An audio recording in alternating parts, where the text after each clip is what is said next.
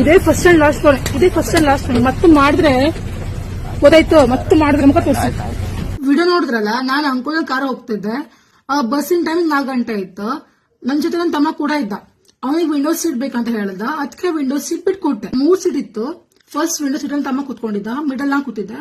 ಈ ಕಡೆ ಸೀಟ್ ಖಾಲಿ ಇತ್ತು. ಸಂಜೆ 4 ಗಂಟೆ ಸುಮಾರು ಎಲ್ಲರೂ ಆಫೀಸ್ ಇರ್ಲಿ, ಸ್ಕೂಲ್ ಇರ್ಲಿ, ಎಲ್ಲರೂ ಮನೆಗೆ ಹೋಗ್ತಾರೆ. ಸೊ ಈ ಕಡೆ ಸೀಟ್ ಖಾಲಿ ಇತ್ತು ನಂದು. ಒಂದ್ ಹುಡುಗ ಬಂದ್ ಸೈಡ್ ಕುತ್ಕೊಂಡ. ಅವ್ನ್ ಅರೌಂಡ್ 28 ಇಯರ್ ಒಳಗಿರ್ಬೋದು. ಸೊ ನಾನು ಯಾವ ಹುಡುಗರಿಗೂ ಪಕ್ಕ ಕುಳಿಸ್ಕೊಳ್ಳೋದಿಲ್ಲ. ಅವ್ನ್ ಬಂದ್ ಕುತ್ಕೊಂಡ. ಮತ್ ನಾ ಹೇಳಿಕ್ ಹೋಗುದಿಲ್ಲ ಎದ್ದೋಗಂತ, ಯಾಕಂದ್ರೆ ಹೇಳಿ ಗೌರ್ಮೆಂಟ್ ಬಸ್ ಅದು. ಸುಮ್ನಾದೆ. ನಂಗೆ ಇಲ್ಲ ಆಗಿತ್ತು, ಮಲಗಿದೆ ಬಸ್ ಅಲ್ಲಿ. ಒಂದ್ 10 ನಿಮಿಷ ಆಗಿದೆ.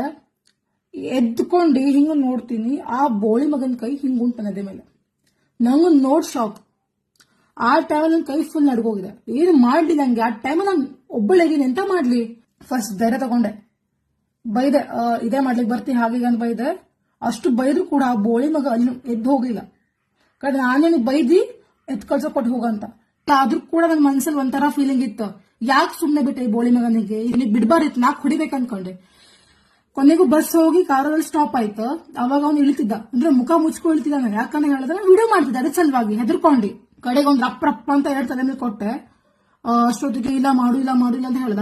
ಈ ವಿಡಿಯೋ ಅವ್ನ ಫೋಟೋಲಿ ಹಾಕಿರ್ತಿ. ಈ ವಿಡಿಯೋ ಅವ್ನ ಮನೆಗೆ ರೀಚ್ ಆಗ್ಬೇಕು, ಗೊತ್ತಾಯ್ತು. ಅವ್ನ ಅಕ್ಕ ಇರ್ಲಿ, ಅವ್ನ ತಂಗಿ ಇರ್ಲಿ, ಅವ್ರ ಅಮ್ಮ ಇರ್ಲಿ, ಎಲ್ಲರಿಗೂ ರೀಚ್ ಆಗ್ಬೇಕು. ಯಾಕಂದ್ರೆ ಹೇಳಿದ್ರೆ ಈ ಬೋಳಿ ಮಗ ಇಂತ ಕಚ್ಚಡ ಕೆಲಸ ಮಾಡ್ತಾರೆ, ಎಲ್ಲರಿಗೂ ಗೊತ್ತಾಗಬೇಕು. ತನ್ನ ಮಗ ತನ್ನ ಮಗ ಸತಿ ಸಾವಿತ್ರಿ ಫೋರ್ಸ್ ಕೊಡ್ತಾರಲ್ಲ, ಎಲ್ಲರೂ ಗೊತ್ತಾಗಬೇಕು. ಅವ್ನ ಮಗ ಎಂತ 3rd ಕ್ಲಾಸ್ ಲೋಫರ್ ಇರೋದಂತ, ಗೊತ್ತಾಯ್ತು.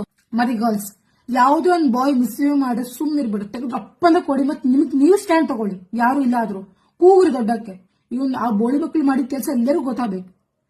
ಸುಮ್ಮನೆ ಇರ್ಬೇಡ್ರಿ. ಯಾಕಂತ ಹೇಳಿದ್ರೆ ಇವರಿಗೆ ತಮ್ಮ ಅಕ್ಕನ ಮೇಲೆ, ತಮ್ಮ ತಂಗಿ ಮೇಲೆ, ತಮ್ಮ ತಾಯಿ ಮೇಲೆ ಮಾಡಿದ್ರೆ ಇವ್ರದ್ದು ಕೆಳಗಿನ ಉರಿ. ಅದು ಇವ್ರು ಬೇರೆ ಹೆಣ್ಮಕ್ಳು ಮಾಡಿದ್ರೆ ಮಜಾ, ಬಾಕಿ ಮನೆ ಹೆಣ್ಮಕ್ಳು ಮಜಾ ಇವರಿಗೆ ಅಲ್ಲ. ಗೊತ್ತಾಗಬೇಕು. ಈ ವಿಡಿಯೋ ಎಲ್ಲರಿಗೂ ಶೇರ್ ಮಾಡಿ. ಅವ್ನು ಮುಸುಡಿ ಎಲ್ಲರಿಗೂ ಗೊತ್ತಾಗಬೇಕು ಇಂಥ ಕಚ್ಚಡ ಲೋಫರ್ ಅಂತ ಇವನು.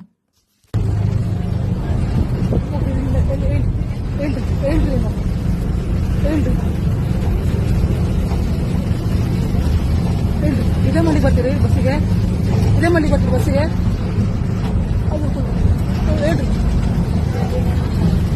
ಹೇಳ್ರಿ ನಮ್ಮ ಕಲ್ಯಾಣ